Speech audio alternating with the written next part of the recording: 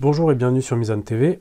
L'émission Délivrez-vous a le plaisir de recevoir aujourd'hui Ali Habibi à l'occasion de la sortie de son livre Le célibat entre liberté et souffrance, publié aux éditions Al-Baïna. Ali Habibi, bienvenue sur Mizan TV. Bonjour à vous, bonjour à tous. Merci pour votre invitation. Je rappelle que vous êtes psychologue, spécialiste du couple et de la famille.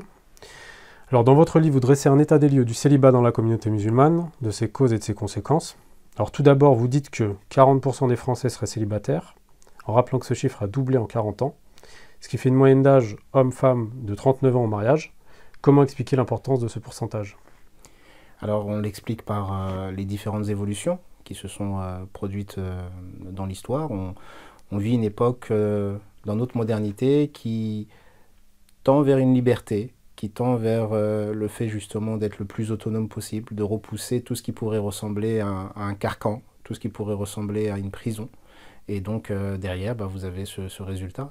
C'est juste notre modernité en réalité. Est-ce que la question du célibat doit être abordée globalement, ou diriez-vous que le célibat musulman a ses propres spécificités? Il a quand même, le célibat des musulmans et des religieux de manière générale ont leurs spécificités. Mais il y a quand même certains liens avec le célibat global, c'est-à-dire que globalement, les gens se marient de moins en moins par rapport à, si on prend l'échelle de l'histoire, juste en France. Les gens se marient de moins en moins, ou en tout cas de plus en plus tard, comme vous le disiez juste avant. Mais pour les religieux, c'est un peu particulier. Pourquoi? Parce que déjà, au niveau religieux, le mariage n'est pas obligatoire pour tous. En tout cas, il est soit obligatoire dans certains cas, permis de manière générale. Mais en tout cas, c'est le seul moyen de vivre en couple. C'est le seul moyen d'être en couple avec un partenaire amoureux, de fonder un foyer, d'avoir des enfants, dans un cadre légal et licite.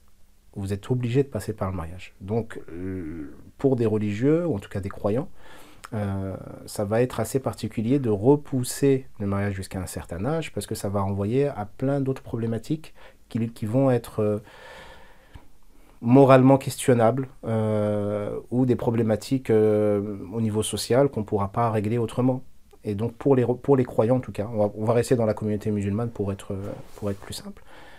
Pour les croyants, alors ça va les toucher, le célibat touche les musulmans comme les non-musulmans. Les phénomènes sociaux touchent tout le monde. Mais c'est vrai que pour les croyants, ils vont faire face à des problématiques, notamment face au désir sexuel, par rapport aux besoins d'affection, par rapport aux besoins de fonder un foyer, par rapport aux besoins d'avoir des enfants et d'éduquer des enfants, par rapport aux besoins de gérer tout ce qui va être lié à des désirs ou à des tentations. Mais aussi par rapport à des besoins de stabilité, par rapport à des besoins de pratiquer leur foi de la manière la plus saine et la plus apaisée possible. Tous ces sujets vont venir un peu se poser problème pour quelqu'un qui va repousser le mariage trop tardivement. Vous pensez que le chiffre de 40% est aussi applicable aux musulmans?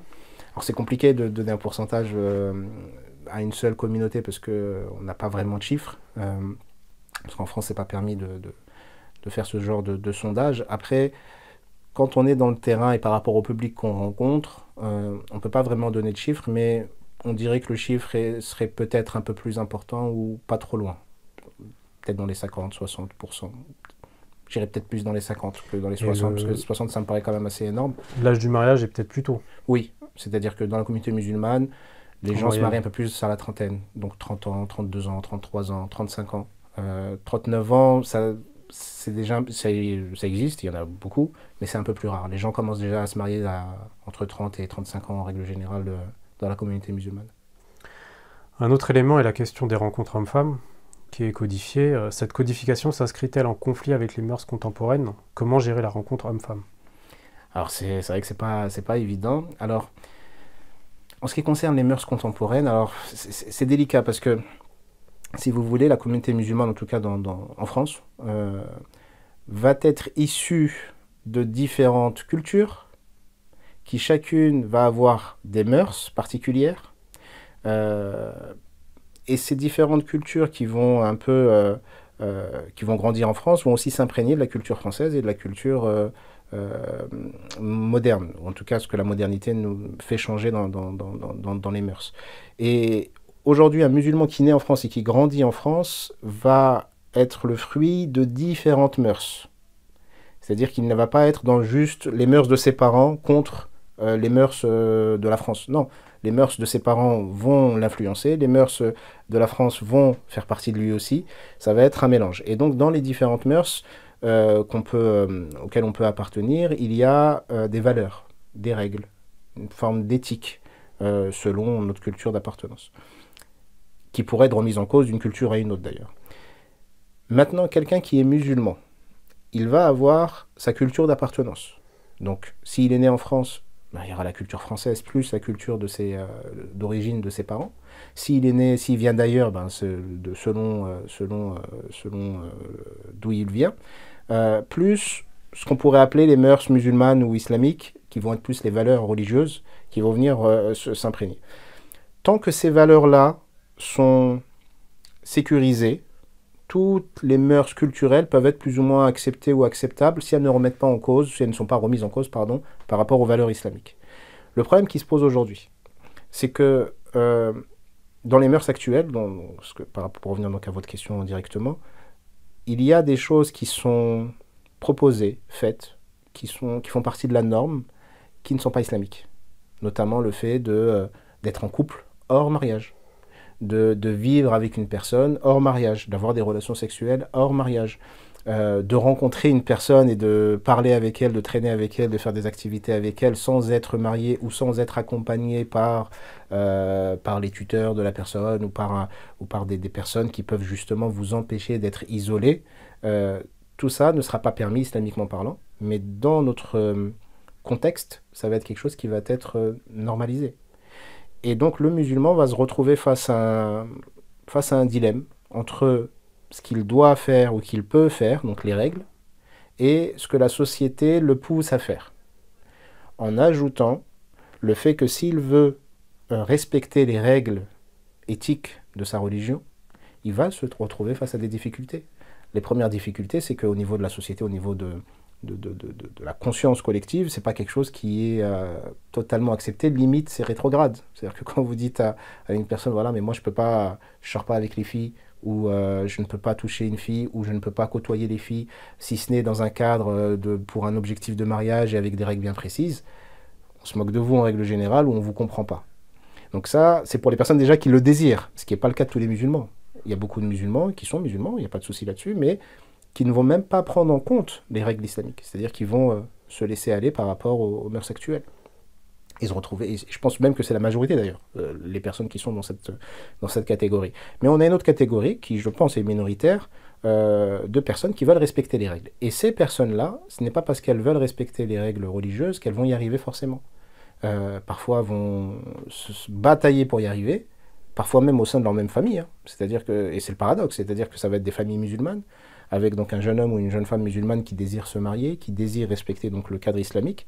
Et quand ils vont en parler à leurs parents ou à leur famille, quand ils y arrivent, parce que c'est des sujets malheureusement qui restent assez tabous, en tout cas assez difficiles à aborder, ils vont se retrouver face à des refus, ou voire même à des parents qui vont leur dire « mais débrouillez-vous, rencontrez-vous, faites ce que vous avez à faire, et une fois que vous serez décidé, que vous serez sûr, vous viendrez nous voir ». Et là, l'enfant, il se retrouve démuni. Entre je veux respecter les règles, mais j'ai besoin de vous pour pouvoir les respecter. Donc le cadre doit être respecté par la personne, mais il y a besoin d'un entourage. Donc si je ne peux pas voir la fille toute seule, et qu'elle ne peut pas me voir tout seul, on a besoin que des personnes nous entourent. Mais si ces personnes qui sont censées nous entourer ne veulent pas nous entourer, on se retrouve bloqué. Donc soit on va transgresser, ou alors on va rester isolé, on ne va pas passer à l'action, et donc on peut rester célibataire. Mais je pense que les gens qui sont dans cette catégorie-là, et donc qui sont célibataires à cause de ça, il y en a beaucoup, mais ça reste minoritaire par rapport... Vous pensez donc que les familles et l'entourage, les mosquées doivent faire ce travail de... Ah oui, totalement. C'est ce que je dis, c'est ce que je dis dans mon livre. C'est un peu ce que j'estime être les responsables. Donc d'abord les familles. Donc les parents doivent être responsables. Les frères et sœurs doivent se responsabiliser. Les mosquées devraient proposer des choses de cet ordre-là pour pouvoir garantir un cadre. C'est-à-dire que si la famille ne le garantit pas, au moins qu'il y ait des personnes de confiance, des personnes sages qui vont garantir ce cadre. C'est pas obligatoire que ça soit forcément... alors si le père est démissionnaire par exemple, ou que les frères sont démissionnaires, ou alors il n'y a pas de père, il n'y a pas de frère, il va bien falloir trouver des personnes qui peuvent garantir ça. Ça peut être des associations. Mais je vais même un peu plus loin parce que souvent on tape un peu sur les mosquées en disant là, vous devez faire ça, vous le faites pas, et à cause de vous, voilà le résultat voilà les conséquences au sein de la communauté. Moi, je taperai pas juste quoi, je taperai pas sur les mosquées dans ce sens-là. Je les inviterai à essayer à essayer de proposer des choses, à essayer de mettre en place des choses. Mais mon discours, il est destiné à tous les musulmans. C'est-à-dire que chaque musulman au sein de la communauté musulmane a un rôle, dans le sens où si je vis dans une région, euh, n'importe quelle région, je ne vais pas citer de région pour pas offenser ni me faire des ennemis, mais si j'habite dans une région où il y a peu de mosquées, ou alors la mosquée, ben, il y a peu d'activités, les responsables ben, ne font pas grand-chose, souvent ce que je vais entendre, ça va être, oui, mais vous, dans telle région, en région parisienne, alors c'est très dynamique, il y a beaucoup de choses qui se passent, mais dans les autres régions de France, c'est pas le cas. Vous avez de la chance, vous avez des structures, vous avez des associations, vous avez des agences matrimoniales, vous avez des mosquées qui se responsabilisent et qui mettent en place des pôles mariage, etc. Mais ce n'est pas le cas de 95% des autres régions ou des autres mosquées. Et ces personnes-là, quand elles ont ce discours-là, moi ce que j'entends, c'est ben, on attend que la solution vienne des mosquées. Alors que non. Si la mosquée propose quelque chose, c'est super. Mais si elle ne propose rien, c'est à vous de proposer quelque chose. C'est à vous de mettre en place des choses. Donc si dans votre région, il n'y a rien qui se fait, faites vous-même, retroussez vos manches et mettez en place des choses. Que ce soit en partenariat avec la mosquée, de manière à ce qu'il puisse y avoir une structure qui va rassurer. Et si la mosquée refuse, ben, faites-le quand même. Tout le monde peut monter une association où justement ce cadre pourrait être le plus respecté possible. Mais il faut qu'il y ait cette volonté et il faut que les personnes se responsabilisent. Parmi les principaux freins au mariage, on entend souvent parler de critères de l'origine ou de la situation financière insuffisante de l'homme. Est-ce que vous êtes confronté à ce type de situation et y a-t-il d'autres freins au mariage? Oui et oui. Donc, pour répondre rapidement, on va essayer de développer. Alors, c'est des situations auxquelles on est toujours confronté. La situation des origines, alors, elle est très complexe, la situation des origines, parce que le premier réflexe qu'on pourrait avoir, c'est de se dire, c'est inacceptable, il faut le réfuter, parce que souvent, c'est du racisme. En tout cas, parfois, c'est on prend des précautions. Parfois, c'est du racisme. Et dans d'autres circonstances, c'est pas forcément du racisme, mais ça va être un frein qui ne permettra pas à des personnes qui désirent être ensemble, d'être ensemble. Ce qui est problématique, surtout si c'est des bonnes personnes et que tout est présent pour que ça se passe plutôt bien. Et ce qui peut expliquer certains célibats. C'est-à-dire que vous avez des parents, des fois, qui refusent tous les prétendants. Parce qu'ils veulent quelqu'un de leur village. Et là, ça pose problème, parce que si des personnes de leur village, il n'y en a pas énormément, ou en tout cas, il faut aller les chercher, et que la plupart des gens qui sont autour de la famille bah, sont des gens d'ailleurs, et que le père refuse tous les prétendants, bah, la fille va se retrouver célibataire jusqu'à un certain âge, voire peut-être toute sa vie, ou alors va transgresser les règles du père. Bref, ça va créer des conflits à l'intérieur de la famille. Et parfois, les refus vont être, ce que je disais tout à l'heure par rapport au racisme, justifiés par rapport à un rejet d'autres. Donc notamment, soit ça peut être lié à la couleur de peau, donc c'est pas forcément là, je veux quelqu'un de mon village, non, ça va être, je veux quelqu'un de mon pays, donc là on est plus dans du nationalisme, ou alors, je veux quelqu'un plus ou moins de nos origines, mais pas des autres origines. Et là, on est dans des formes de racisme. En réalité, on est déjà dans des formes de racisme avant. Et pourquoi c'est complexe? Parce que le premier réflexe, comme je disais, c'est de réfuter ça et de dire c'est pas juste et c'est pas bon. Maintenant, si on décortique un peu les choses, il peut arriver que, au fond, ce qui se joue puisse être défendable dans la position de certains parents. Je ne dis pas de tous. Dans la position de certains parents, pourquoi? Parce que certains parents vont refuser des personnes qui viennent d'ailleurs, pas parce qu'elles les rejettent, pas parce qu'elles sont racistes, pas parce qu'elles ne veulent pas les accepter, pas parce qu'elles ne les reconnaissent pas, mais tout simplement par rapport à leur souci de parents, qui va être de se projeter dans l'avenir, en se disant « Moi, je suis le père ou la mère de mon fils ou de ma fille. Et mon fils ou ma fille, quand ils vont se marier, ils vont forcément rencontrer des difficultés et des problèmes. Et quand ils vont rencontrer des problèmes ou des difficultés, je voudrais pouvoir les aider à y remédier.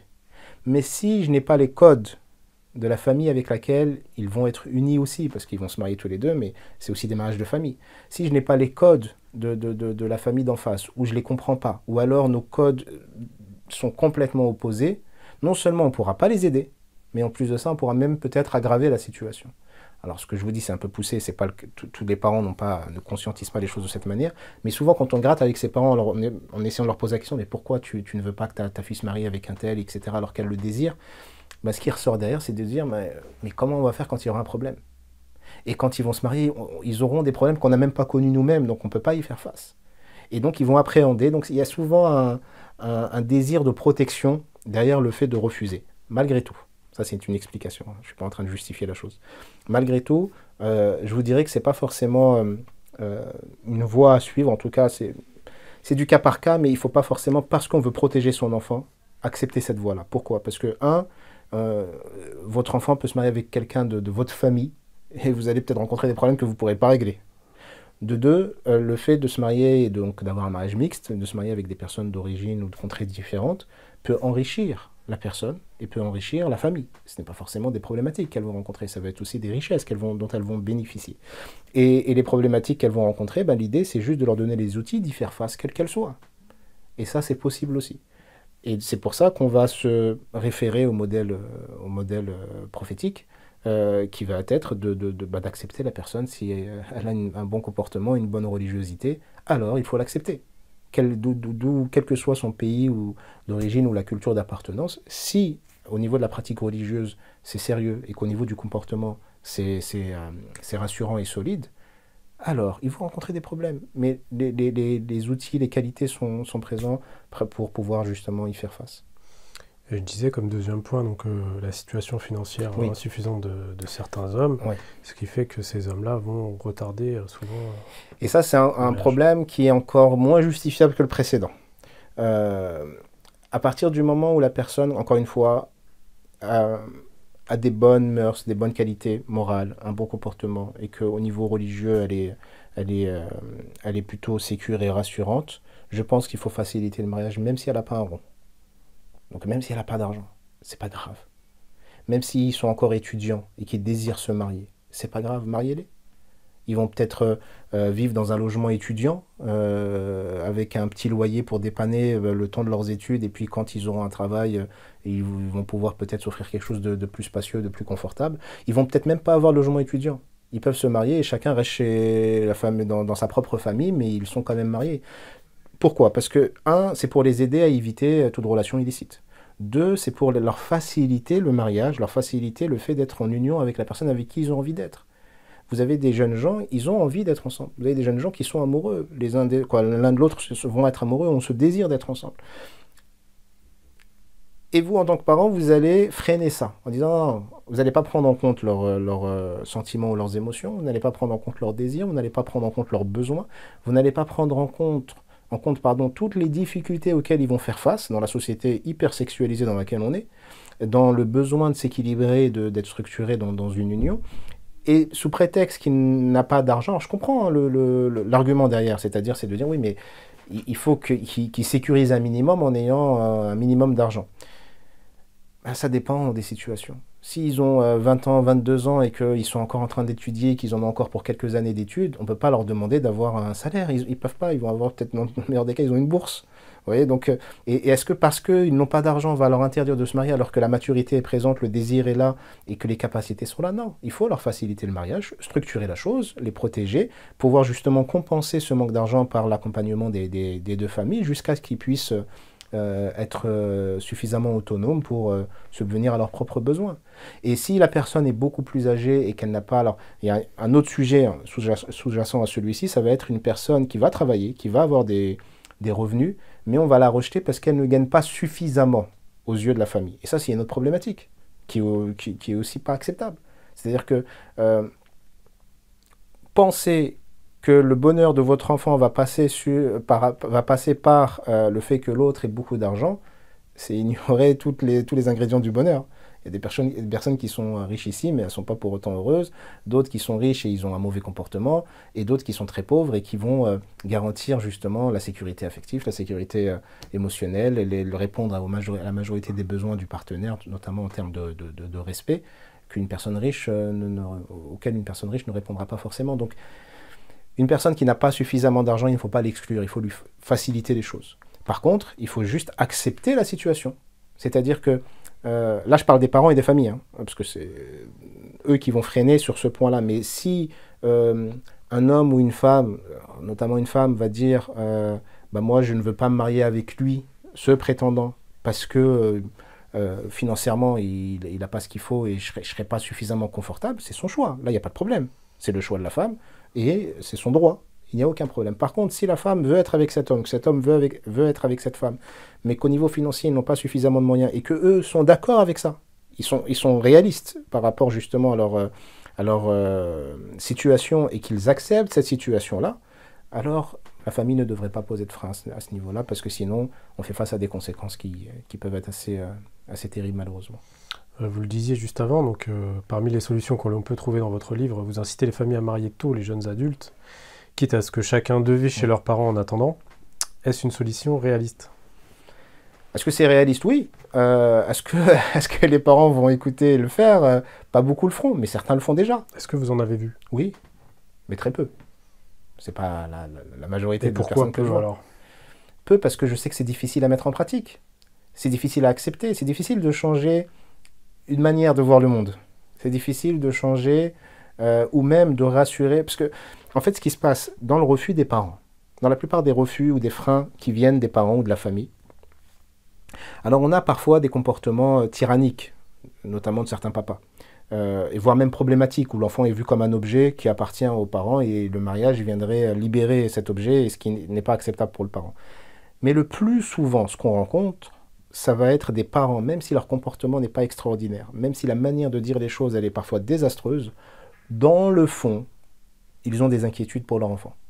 Et c'est par rapport aux inquiétudes qu'ils perçoivent qu'ils vont avoir leur positionnement. Le rôle de l'enfant ou le rôle de l'entourage ou des gens qui vont justement intervenir dans ce genre de situation, c'est d'essayer de voir quelles sont les inquiétudes des parents pour pouvoir leur proposer des solutions qui viennent les rassurer par rapport à leur inquiétude. Et souvent, quand on arrive à faire ça, la position du parent change. Maintenant, faire ça, ce n'est pas facile. Ça va demander des ressources et du travail. Cette solution, elle est réaliste, mais pas réalisable pour tous. Parce que certains, leurs inquiétudes, on ne va pas les trouver, parce qu'ils vont être hermétiques au fait même de dialoguer ou de discuter. D'autres, même quand on leur propose des solutions, ils sont à moitié convaincus et ils vont avoir malgré tout encore des résistances. D'autres encore ne voient pas ça comme... ça ne correspond pas à leur image de ce que devrait être un mariage ou de ce que devrait être un couple, et encore moins pour leurs propres enfants. Une des problématiques qu'on a en tant qu'adulte, c'est qu'on oublie qu'on a été de jeunes adultes ou des adolescents. Et comme on l'oublie, on oublie la difficulté que c'est que d'être célibataire pour ceux qui ont besoin d'être en couple. Et je dis bien pour ceux qui ont besoin d'être en couple, parce que je différencie différents types de célibataires.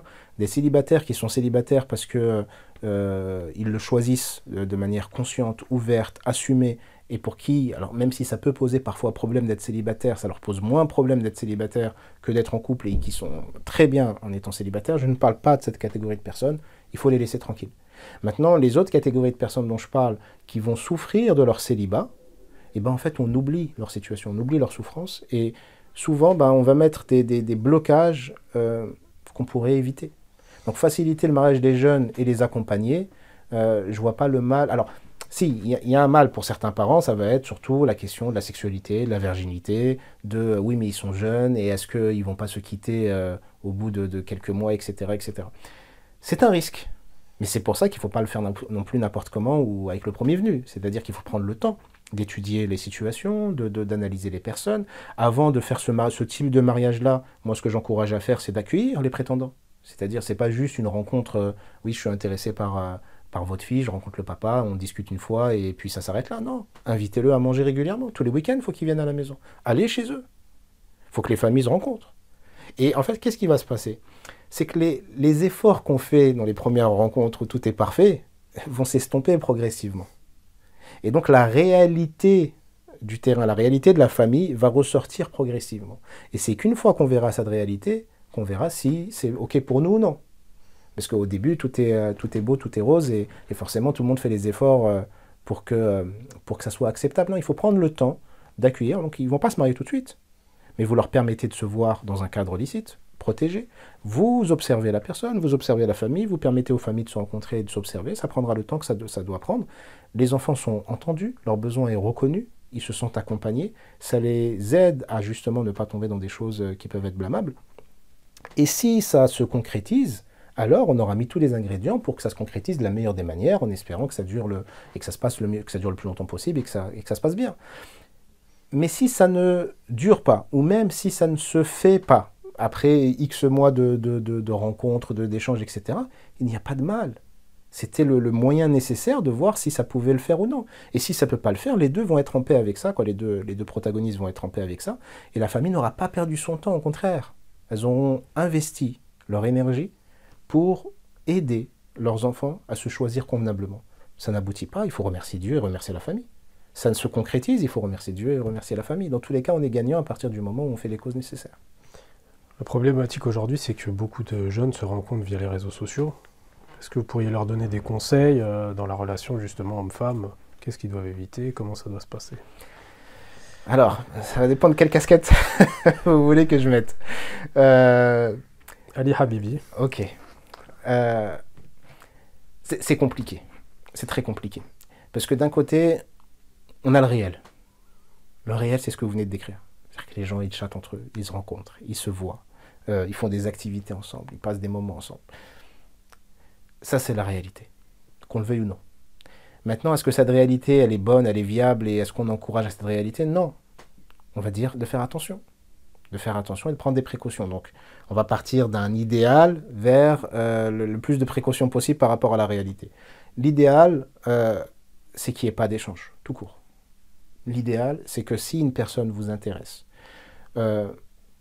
de tout de suite essayer d'instaurer le cadre nécessaire pour que ça se passe de la manière la plus licite possible, pour que vous soyez les plus protégés possible. Parce que souvent on fait une erreur, même en tant que religieux, c'est de dire que le cadre va protéger la fille. Alors que non, le cadre il protège aussi, il protège la fille, mais pas que. Il va aussi protéger le garçon. Et on a quand même ce truc de, on veut protéger les filles, elles sont vulnérables, elles sont fragiles, il leur faut un tuteur, il faut que quelqu'un d'autre les conseille, il faut qu'on fasse attention parce qu'on veut les protéger absolument. Mais ce qui se joue derrière, c'est quoi? C'est on veut protéger leur virginité et on veut protéger notre honneur. C'est pour cette raison que vous avez beaucoup de carcans au niveau qui vont être positionnés autour des filles, et chez les garçons, bah c'est libre, ils font ce qu'ils veulent. Islamiquement parlant, c'est une catastrophe de penser comme ça. Pourquoi? Parce que les filles sont des joyaux, mais les garçons aussi sont des joyaux, il faut aussi les protéger. Un jeune homme, il est aussi fragile et vulnérable. Il est envahi et il déborde d'hormones qui viennent le bousculer, il ne comprend même pas ce qui se passe. Donc, comme je l'ai dit tout à l'heure, on vit dans un monde qui va être sexualisé, hyper sexualisé. Personne ne contrôle, personne ne gère rien du tout. C'est-à-dire que celui qui arrive à se préserver, c'est juste que Dieu lui a permis de se préserver. C'est compliqué pour tout le monde, pour les hommes et pour les femmes.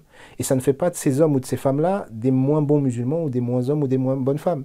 Ce sont juste des êtres humains fragiles, vulnérables. Et je pense déjà qu'il faut changer ce regard de surprotection des filles et délaissement total, liberté totale chez les garçons. Parce que quand on fait ça, parfois en surprotégeant la fille, ça a un effet pervers derrière qui va être le fait de la pousser à ce à quoi on l'a protégée. Et quand on délaisse et qu'on laisse la liberté totale aux jeunes hommes, ils vont faire face à tout et n'importe quoi, ils vont expérimenter certes tout et n'importe quoi, mais souvent ça va être trop tard et ça va être très compliqué à gérer derrière, de recoller un peu les morceaux cassés du pot. Donc l'idée c'est de se dire déjà de base, il faut faire énormément de distinctions. Il faut préserver la fille, mais il faut préserver les garçons. Donc par rapport aux rencontres, si on rencontre une personne ou si on apprend, si on voit une personne qui peut nous intéresser, c'est tout de suite essayer d'instaurer un cadre sécure. Ça se concrétise, tant mieux. Ça se concrétise pas, tant mieux. Dans tous les cas, tant mieux. Tout va bien. Est-ce que vous pouvez résumer un peu les solutions que vous proposez pour remédier à ce problème du célibat? On a parlé de mariage plus tôt, on a parlé des mosquées qui doivent peut-être entourer les familles. Quelles sont... Je pense déjà, si je devais aller un peu plus loin, après je reviendrai peut-être sur ce que je disais entre l'idéal et la réalité, parce que je pense que les gens qui nous entendront vont se dire, oui mais attends... sur les réseaux sociaux oui, il a parlé d'idéal, mais notre réel à nous, c'est pas celui-ci, et c'est compliqué.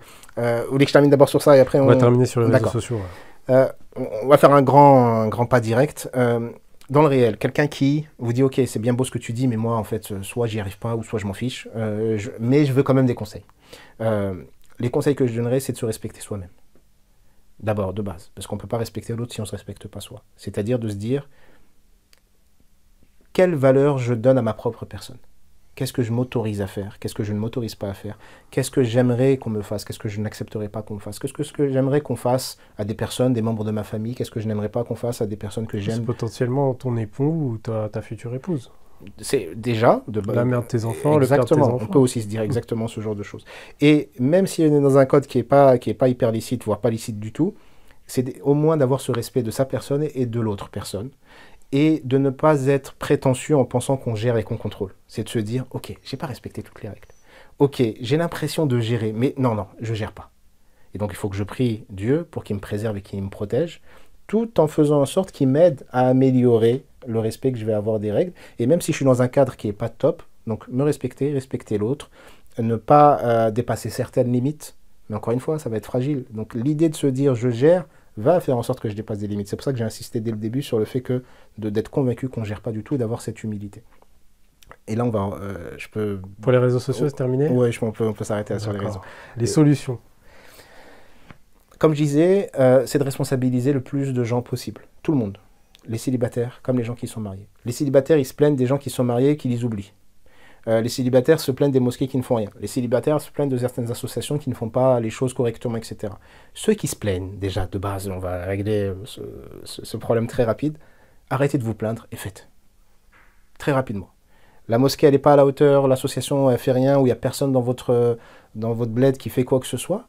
Faites-le vous-même. Et entourez-vous des personnes qui sont aussi motivées que vous et mettez en place des choses. Vous allez faire peut-être quelques erreurs, vous allez faire des bonnes choses, mais en tout cas, vous allez changer la donne. Ou allez contribuer et aider ceux qui font et qui bricolent ou qui n'y arrivent pas, allez les aider et apportez-leur votre soutien. Donc déjà, de responsabiliser tout le monde, célibataire ou non. Mais d'abord, les premiers concernés. Mais j'irai aussi encore un peu plus loin. C'est-à-dire que je pense que cette problématique du célibat, c'est une problématique dans la problématique du couple et de la famille. C'est pas la seule.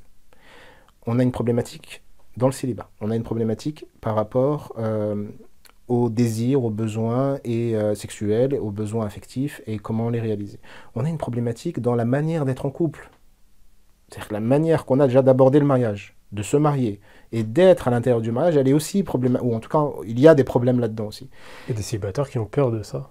Oui, et ça peut se comprendre. Mais le problème, c'est que si, parce que j'ai peur de ça, je reste dans mon état, en fait, non seulement je ne règle pas le problème, mais je suis dans une autre problématique. Donc, ce n'est pas en évitant quelque chose que je crains, ou sinon je suis dans ce que je vais appeler une prophétie autoréalisatrice. Vous voyez, ce truc de moi, je ne pourrai jamais être en couple, parce que personne ne voudra de moi, et je vais mettre en œuvre toutes les choses pour que tout le monde me rejette, et à la fin, je vous dirai, je vous avais dit, je ne peux pas être en couple.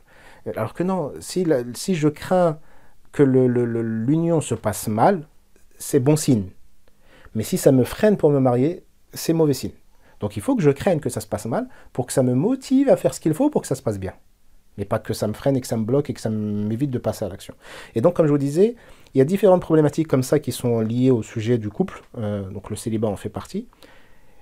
Et tous ces sujets, il faut les voir avec une vision un peu panoramique, en prenant plus de distance possible et se dire, ok, si tous ces petits problèmes ou gros problèmes qui sont liés au couple, on les prend un peu, on prend de la distance et on les observe, quelles seraient là les solutions? Et là, ça se complexifie un peu.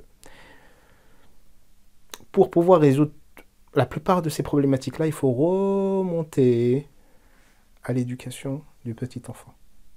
C'est-à-dire que dès le plus jeune âge, il faut préparer les jeunes garçons et les jeunes filles à être des adultes accomplis, mais il faut aussi les préparer à faire face à leurs émotions, à les gérer, à les accepter, à les accueillir. Il faut les préparer à faire face aux désirs, aux besoins qu'ils vont avoir. Il faut les préparer, par rapport aussi à une forme d'éducation sexuelle, à faire face à tous leurs besoins affectifs. Progressivement, selon les âges, on s'adapte. Et c'est en les accompagnant depuis, il faut les préparer à avoir une vision du couple. Il faut les préparer, donc une bonne vision du couple, une bonne vision des relations de couple. Pourquoi on est en couple? Pourquoi on se marie au fond? C'est-à-dire que la plupart des musulmans vont se marier parce que, religieusement parlant, ils n'ont pas trop le choix et que c'est un commandement divin pour pouvoir être avec l'autre. Ok, c'est bien, hein, c'est déjà pas mal, mais ça ne va pas plus loin. Et le problème, c'est que ça ne va pas plus loin. Et c'est pour ça que dans la relation de couple, il va y avoir plein de trous, plein de manques, plein de problématiques qui vont surgir, qui auraient pu être évitées, on aurait pu les éviter, ou en tout cas on pourrait les régler quand ils apparaissent. Et donc dès la petite enfance, dans l'éducation, il faut intégrer ces éléments-là. Quand dans les familles, on ne parle pas, par exemple, de mariage, on ne parle pas de couple, on ne parle pas de sexualité, on ne parle pas des émotions, on ne parle pas de l'intimité, on ne parle pas de tout ce qui fait partie d'un être humain.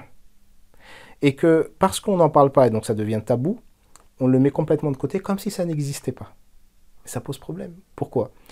La non-éducation est une forme d'éducation qui n'est pas audible pour celui qui reçoit l'éducation. Pourquoi? Parce qu'il va aller chercher des réponses ailleurs. Donc où est-ce qu'il va aller chercher les réponses? Là où il les trouve. Est-ce que les réponses qu'il va trouver vont être bonnes, viables, sécures, religieuses, etc.? C'est pas sûr. La plupart du temps, c'est pas le cas. Ça peut, hein, mais c'est pas sûr. Deuxième problématique, qu'est-ce que vous renvoyez à votre enfant? C'est-à-dire que toutes ces choses-là qui font partie de lui, pourquoi aujourd'hui les adultes ont tant de mal, non pas à gérer leurs émotions, mais déjà juste à les reconnaître? La plupart des adultes ne savent pas reconnaître une émotion. Pourquoi? Parce qu'on ne leur a pas appris. Donc c'est pour ça que c'est un problème d'éducation. Mais maintenant, donc, le travail que nous on a à faire, c'est d'un côté de régler les problématiques qu'on rencontre chez les couples ou chez les célibataires, d'essayer de gérer ça au mieux, de diminuer au maximum les souffrances, de préparer les jeunes parents ou même les plus anciens parents à mieux accompagner et mieux éduquer leurs enfants, et d'accompagner les nouvelles générations qui vont arriver, donc en mettant en place cette forme d'éducation, en essayant de changer un peu certaines structures ou en mettant en place des structures pour pouvoir y remédier. C'est un travail très compliqué, très long, très difficile, mais qui, je pense, incombe à la majorité d'entre nous. Je voulais revenir quand même aux solutions. Concrètement, je ne sais pas, un jeune adulte, femme ou homme de 25 ans, comment il fait pour trouver une épouse? Est-ce qu'il va la rencontrer au travail? Est-ce qu'il va la rencontrer dans l'associatif? Okay. Comment ça se passe? Plein de solutions. Et ça, c'est une question qui m'étonne toujours, en réalité. Cette question, on me la pose tout le temps. Dans tous les séminaires, toutes les conférences que je fais sur le mariage, on me pose cette question, concrètement, comment on fait pour rencontrer quelqu'un? Et pourquoi ça m'étonne? Parce qu'on vit une époque où les humains n'ont jamais vu autant d'humains. C'est-à-dire que vous, moi, si on s'arrête juste à nous deux, dans notre vie, bon, on n'est pas si âgé que ça, on n'est pas si vieux que ça, même si on pourrait un peu se poser la question, mais on n'est pas si vieux que ça. Dans nos vies, chacun, on a certainement vu beaucoup plus de personnes que la plupart de l'humanité. Vous prenez à l'échelle de l'existence humaine, du début jusqu'à nos jours. Les gens ne pouvaient pas faire des longs voyages, ne pouvaient pas rencontrer énormément d'autres personnes. Chacun était dans son petit coin et vivait et mourait dans son petit coin. Et il rencontrait, il y avait quelques personnes de leur famille, quelques voisins, ça s'arrêtait là. Peut-être quelques voyageurs qui venaient si c'était une zone de voyage, et encore. Vous preniez depuis la nuit des temps, les personnes qui voyaient le plus de gens, c'était soit les voyageurs, soit les gens de pouvoir. Donc, ça peut être les empereurs, les rois, les ministres, etc. Et même ces gens-là n'ont pas vu autant de personnes que ce que nous, on a vu. Donc, on vit une ère où par l'intermédiaire de la facilité des voyages, de parcourir des longues distances, la facilité de rencontrer beaucoup de gens, la facilité via les réseaux sociaux, le numérique, ou même pas, même d'un point de vue physique. C'est-à-dire que vous êtes en maternelle, puis en primaire, puis au collège, puis au lycée, déjà vous rencontrez beaucoup de gens. Puis dans le monde du travail, vous rencontrez beaucoup de gens. Donc on vit une ère où on n'a jamais, à l'échelle de l'humanité, rencontré autant de gens. Et se pose la question de comment on fait pour rencontrer quelqu'un. En fait, les rencontres, on en fait tout le temps. C'est pas un problème. Maintenant, la question, c'est plus comment on fait pour choisir quelqu'un. Parce que des rencontres, on en fait. Et peut-être que même le fait qu'on en fasse autant, ça pose problème. Ça pose un problème par rapport au choix. Je rencontre tellement de monde que je ne sais même plus qui choisir. Donc vous voyez que la problématique de la rencontre, des fois on la prend, je pense, sous le mauvais angle. Mais je vais quand même essayer de répondre, parce que j'entends ce qu'il y a quand même derrière, c'est j'ai envie de me marier. Comment faire pour trouver quelqu'un qui a aussi envie de se marier, potentiellement de préférence, et avec qui ça pourrait le faire. Il y a une solution qui a toujours existé, qui existe encore aujourd'hui chez certaines personnes, pas chez toutes. Ça va être l'intervention des familles. J'entends, c'est pas chez tout le monde, mais vous avez des gens pour qui c'est encore le cas. C'est-à-dire vous avez la mère, le père, les oncles, les tantes, les cousins, les cousines, qui vont connaître des gens et qui vont faciliter des rencontres. Très bien. Première solution. Deuxième solution, vous avez, alors ça se évolue, à l'époque on avait des marieurs, des gens leur travail c'était ça, c'était justement de connaître tout le monde pour pouvoir justement faire matcher un peu les gens. Ah voilà, le fils d'un tel, il serait bien avec la fille d'une telle, elle va parler aux familles parce qu'elle connaît les enfants, etc. etc. Ça existe aujourd'hui avec les agences matrimoniales. Alors, il n'y en a pas énormément, mais il y en a quand même. Des personnes dont c'est le métier. Donc vous avez soit la famille, vous avez les agences matrimoniales, vous avez les rencontres que vous faites vous-même. Donc soit au niveau scolaire, académique ou professionnel, vous rencontrez des gens. Et dans les gens que vous rencontrez, ben, la plupart des gens qui se marient parce qu'ils ont rencontré une personne. Ça, c'est des statistiques. C'est-à-dire que la plupart des gens, la plupart des couples sont en couple après s'être rencontrés soit à l'école, soit dans le monde du travail, ou soit par l'intermédiaire d'amis. Maintenant, la manière dont ils se sont rencontrés, est-ce qu'elle est toujours licite ou non? Non, pas forcément. Parfois, elle était licite, parfois, c'était pas licite. Mais ça passe par ce type de rencontre qui, je pense, potentiellement est le plus propice pour rencontrer des personnes. Donc, soit au niveau scolaire et académique, pour les universitaires, mais déjà, les lycéens rencontrent des personnes. Vous avez des gens qui sont mariés parce qu'ils ont rencontré leur futur, leur femme ou leur homme actuel au lycée. À l'université, le lycée, au travail. Vous avez les associations. Il y a beaucoup de gens qui sont dans des associations, surtout caritatives, et qui vont faire des très belles actions, mais leur intention, c'est de rencontrer quelqu'un. Leur intention, c'est pas d'aller nourrir la personne qui dort sous le pont. Aller nourrir la personne qui dort sous le pont, c'est très bien.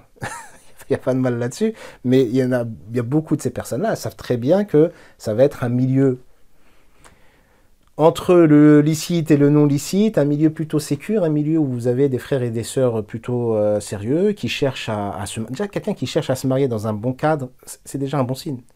Même s'il ne va peut-être pas respecter toutes les règles, parce que soit il ne les connaît pas, ou soit il a du mal à les appliquer, c'est déjà quelqu'un d'intéressant. Parce que c'est déjà quelqu'un qui veut bien faire les choses. Parce que c'est très facile de rencontrer quelqu'un, d'aller sur un site de rencontre, même non musulman, de chatter avec une personne, et puis de se rencontrer, d'aller boire un verre, et puis de voir après si ça fonctionne ou non. C'est très accessible, c'est très facile. Ce qui n'est pas facile, c'est de résister à ça.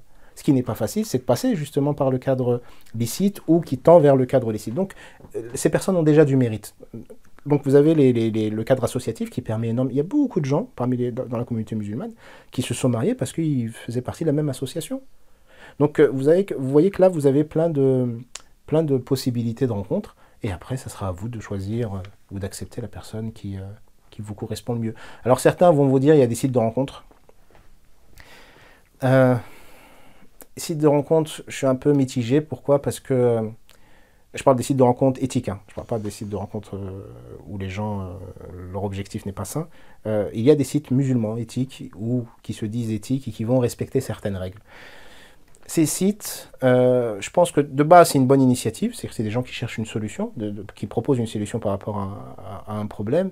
Je reste plutôt mitigé par rapport à l'aboutissement, par rapport à la faisabilité de faire rencontrer des personnes correctement. C'est-à-dire que d'un côté, il y a le problème du choix. Quand vous avez trop de choix, ben, vous ne faites plus de choix. Le deuxième problème, c'est quelles sont les intentions des personnes. On ne les connaît pas, on ne sait pas d'où elles viennent. Ça aussi, c'est une problématique. Quand vous avez un site de rencontre où vous habitez à Paris et vous rencontrez une personne qui habite en Thaïlande, ou même, j'exagère peut-être un peu, qui habite à Marseille, ben vous savez pas qui c'est cette personne. Vous avez peu de moyens de savoir qui c'est. Et dans le cadre du mariage et du choix du partenaire, il y a la nécessité de se renseigner sur qui est la personne, d'où elle vient, son entourage, sa famille. Quand vous n'avez pas ces éléments-là, bah, c'est un peu la roulette russe. C'est-à-dire que vous ne savez pas comment ça va se passer parce que vous ne connaissez pas trop la personne. Ou en tout cas, vous allez vous arrêter que sur ce que la personne veut bien vous montrer ou bien vous dire. Et c'est problématique. Pour qu'un site de rencontre puisse bien fonctionner, je pense qu'il devrait être local. Ou en tout cas d'un point de vue géographique très restreint. De manière à ce que les gens du site soit se connaissent un peu, soit peuvent se connaître facilement parce qu'ils sont à peu près dans le même entourage. Mais dans notre modernité, c'est très compliqué. Parce que même quand on vit dans mes voisins, je ne les connais pas. Vous voyez alors qu'à l'époque, ces voisins, on les connaissait. Leurs enfants, on les voyait grandir, donc on les connaissait bien. On partageait des choses ensemble, ce qui fait que... Le célibat d'aujourd'hui est le fruit de la modernité. Oui. En grande partie. Oui, en grande partie. Mais juste pour rajouter un point, Oui. parce que vous disiez, il y a une autre raison avancée dans votre livre, le féminisme, vous dites qu'il n'est pas mauvais en soi, mais vous parlez de dérive. Pouvez-vous nous en dire plus? Très bien. Alors, quand je dis qu'il n'est pas mauvais en soi, c'est pas vraiment ce que je dis. Ce que je dis, c'est qu'initialement, c'est une réponse à un mal. Mais dans le féminisme qu'on connaît, il y a une idéologie derrière et c'est problématique. C'est-à-dire que ce qu'il y a derrière l'idéologie féministe est problématique d'un point de vue islamique. Mais pourquoi je dis que initialement c'était pas tant problématique que ça, ou en tout cas ça venait en réponse à un mal? Il faut pas oublier une chose, c'est-à-dire que le féminisme est apparu en réponse à un excès d'une domination masculine écrasante, injuste. C'est pas la domination, et même si déjà ça pourrait poser problème, mais on va dire que c'est pas tant le fait de dominer qui pose problème, c'est la manière de dominer qui peut poser problème. Et quand vous avez depuis des millénaires des hommes qui rendent esclaves des femmes, et qui vont provoquer des injustices terribles envers la gente féminine, qui vont faire en sorte que les femmes ne soient même pas reconnues comme des êtres humains, à peine comme des objets, et qu'on les utilise que comme bon nous semble, j'ai même envie de vous dire qu'elles ont mis du temps à se révolter. Elles auraient dû, quoi, techniquement, c'est inacceptable ce qu'on a pu faire et ce qu'on fait encore aux femmes aujourd'hui dans certains coins. C'est juste inacceptable. Et l'islam vient répondre à ça en disant que c'est injuste, qu'il faut de la justice, que l'homme a une place, que la femme a une place, certes, on parle de place, mais on parle de justice, on parle d'éthique, on parle d'amour, on parle de bienveillance, on parle de respect de l'espace de l'autre, des besoins de l'autre, de l'intellect de l'autre, de sa capacité à posséder des choses, etc., etc. Donc le féminisme, techniquement, en Occident, il a débarqué en réponse à un trop-plein. C'est bon, il y en a marre. Je vous la fais courte. Les hommes sont injustes. Ils provoquent, on va dire, des grandes injustices envers les femmes. Les femmes se révoltent un peu par rapport à ça et revendiquent un peu plus des choses. En soi, c'est pas mal. Au contraire. C'est-à-dire que tant que ça tend vers un équilibre, tant que ça tend vers une justice, il n'y a aucun mal là-dessus. Maintenant, il y a eu des dérives, et surtout il y a une idéologie derrière qui pousse à ces dérives-là. Et dans les dérives qu'on peut reconnaître, qu'on peut percevoir et observer dans le féminisme, en tout cas qui pose problème d'un point de vue islamique, ça va être cette position de réfuter totalement, par exemple, le patriarcat, en disant, ben voilà, l'ennemi c'est le patriarcat, vu que les injustices viennent du fait de la domination des hommes. Et la domination des hommes vient du patriarcat, donc il faut abattre le patriarcat. Déjà, sur ça, je ne suis pas totalement sûr. Pourquoi? Parce que, en tant que musulman, je me dis que si le patriarcat était un mal, le prophète l'aurait aboli, ou l'aurait combattu, ou en tout cas l'aurait remis en cause. Ce qui est mal, ce n'est pas le patriarcat, qui est un modèle. C'est juste un modèle. Par contre, votre manière d'agir est mauvaise. Quand tu fais ça, et quand tu fais ça qui provoque une injustice et qui va bafouer les droits de l'autre, ce n'est pas acceptable. Et donc c'est dans ce sens-là qu'il va donner les droits aux femmes en disant la femme elle a le droit à ceci, à cela, etc. L'épouse elle a le droit à ceci, la fille a le droit à cela, la femme peut faire ceci, peut faire cela, et que déjà c'était un bouleversement dans le système dans lequel il était, parce que c'était pas le cas, c'était même pas conscientisable pour la plupart des Arabes. Et donc il vient dire ce qui est juste. Tout ça pour dire que quand on veut combattre une injustice, il ne faut pas en utiliser une autre. Donc si je critique une injustice, c'est une bonne chose. Mais il faut que je propose une solution derrière qui vient combattre l'injustice sans venir avec une autre injustice, parce que sinon je ne règle pas le problème. Pourquoi je parlais du féminisme? Parce que pour la plupart des idéologues, le projet c'est d'abattre le système familial classique. C'est pour ça que je vous parlais d'idéologie. Et le système familial classique, si vous l'abattez, ça donne ce qu'on a aujourd'hui. C'est-à-dire que vous avez soit plus de famille, tout simplement, vous avez juste des individus qui vont errer dans la société jusqu'à leur mort pour consommer. Et ça va s'arrêter. L'objectif s'arrête là. Ou alors, pour ceux qui résistent un peu, ils vont avoir un enfant ou deux, en étant dans un système monoparental. Surtout pas de père, surtout pas de mère. Je veux rester tout seul avec mon propre enfant. Ou alors, en couple, pour ceux qui résistent encore un peu plus, mais avec une vision du couple qui va être grandement problématique et qui va faire que les deux vont être malheureux dans la relation. Parce que leur perception du couple n'est pas soit réalisable dans un couple, on ne peut pas être en couple avec cette vision-là, en tout cas leur vision du couple va amener des problématiques auxquelles on ne peut pas faire face. Donc ça va être les différentes résistances. Donc derrière l'idéologie, il peut y avoir cette idée justement d'abattre le système familial actuel. Mais il y a aussi derrière quelque chose, pour certaines en tout cas, ou pour certains, de l'ordre de les hommes ont dominé tout ce temps-là, et bien c'est à notre tour maintenant. Ça peut s'entendre. Attention, ça peut s'entendre. Le problème qui se passe derrière, c'est que... Les hommes sont belliqueux.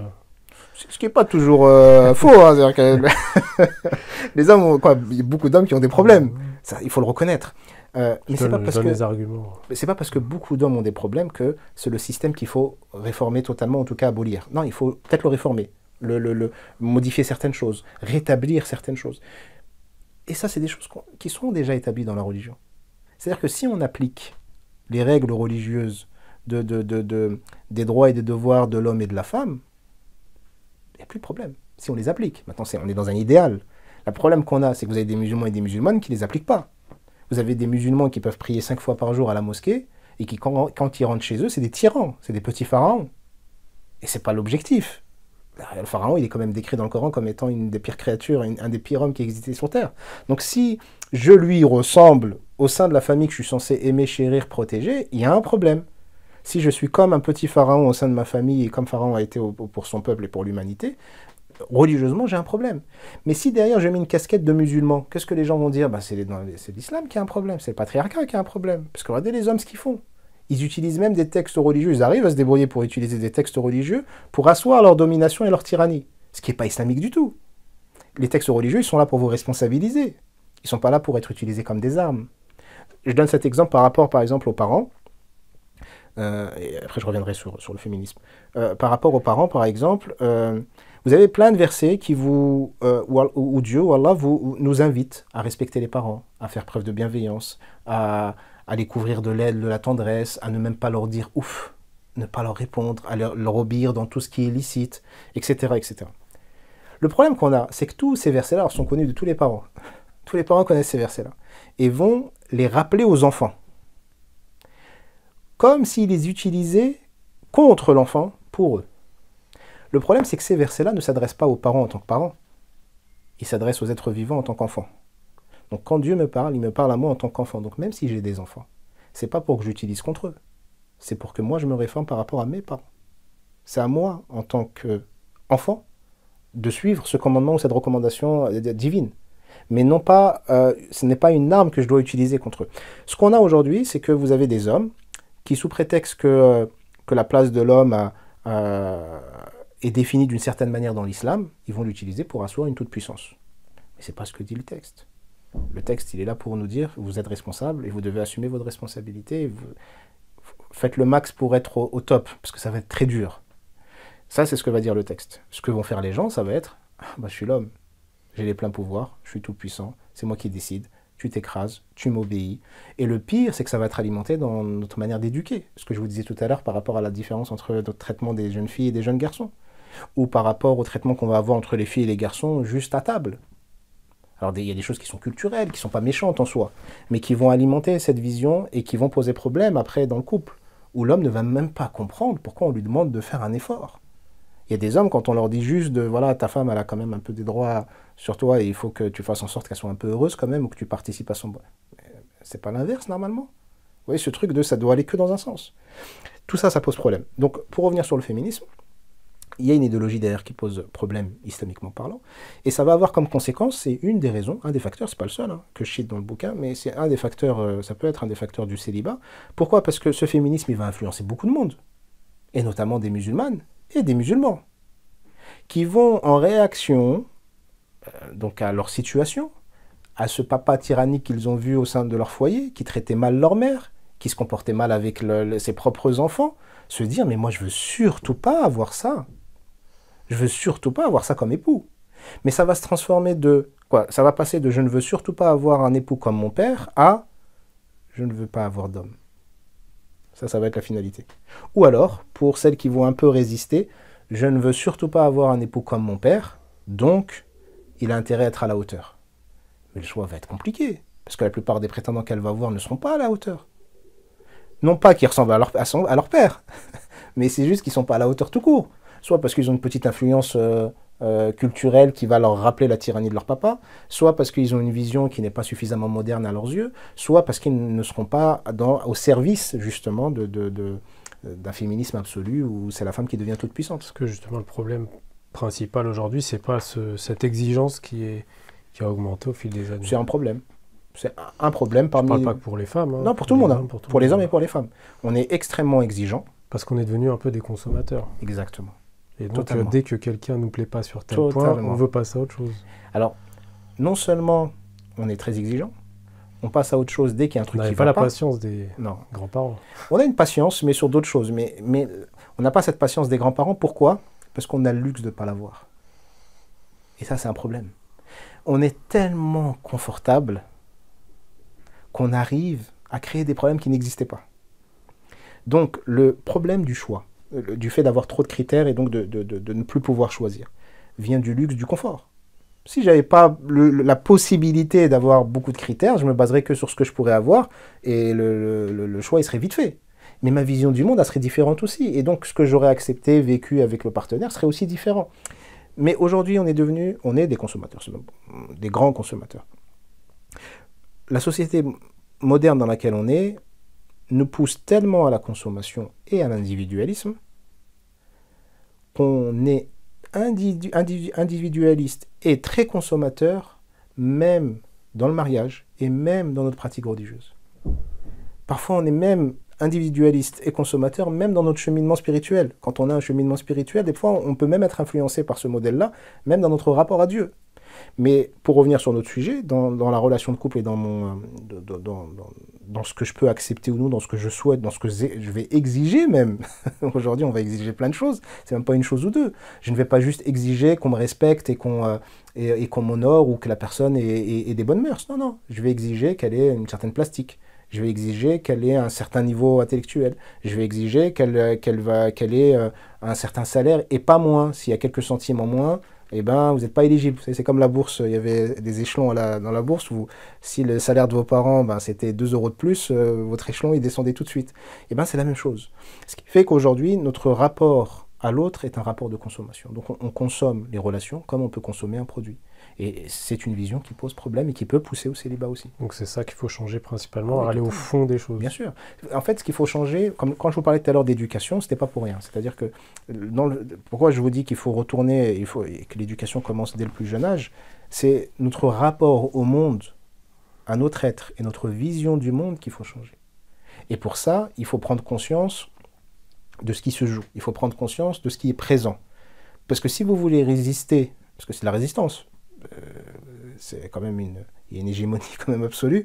Si vous voulez changer ça, c'est compliqué. Tout de suite, il faut juste résister. Mais pour résister à cette domination, en tout cas à ce qui est poussé dans les nouvelles normes, il faut déjà comprendre ce qui se joue. Il faut comprendre ces normes-là. Il faut aussi voir les problématiques que ça peut engendrer. Pas seulement les subir. Et pas seulement les subir, ou encore moins ne même pas les voir et être dans le déni. Merci Ali Habibi. Merci à vous. C'est la fin de cet entretien. Je rappelle que vous êtes l'auteur du livre Le célibat entre liberté et souffrance, publié aux éditions Al-Baïna. Pour nos auditeurs, donc n'oubliez pas de vous abonner, de liker et de partager cet entretien. Et à très bientôt sur Mizan TV.